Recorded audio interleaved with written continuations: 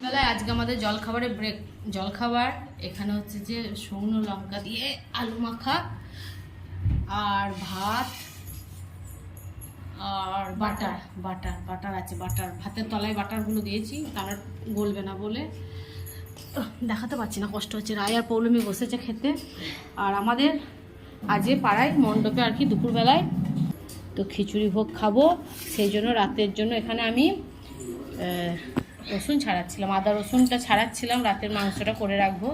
আর রাতে নানপুরি বানাবো, যেহেতু আজকে আমাদের বরণ, এবেলা খিচুড়ি খাওয়া, সন্ধ্যাবেলা বরণ, ঠাকুর বিজয়া হবে আজকে। মাংস করাবো, মাংস করে রাখবো খাসির, আর নানপুরিটা বিকালবেলা মেখে রেখে দেবো, রাতে গরম গরম ভাজবো। হ্যাঁ, তার মধ্যে রায় আর তোমাদের দাদাভাই খেতে যাবে না, সেই জন্য ওদের ভাত আলু মাখা রেখে দিয়েছি। মাংস হবে, সেখান থেকে মাংস দেবো, চর্বির বড়া করে দেবো, তো ওরা দুপুরবেলায় খাবে ওইসব। আমাকে বেশি দিস না, অত ভাত দিয়েছিস, আমি জল করে অত ভাত খাবো নাকি।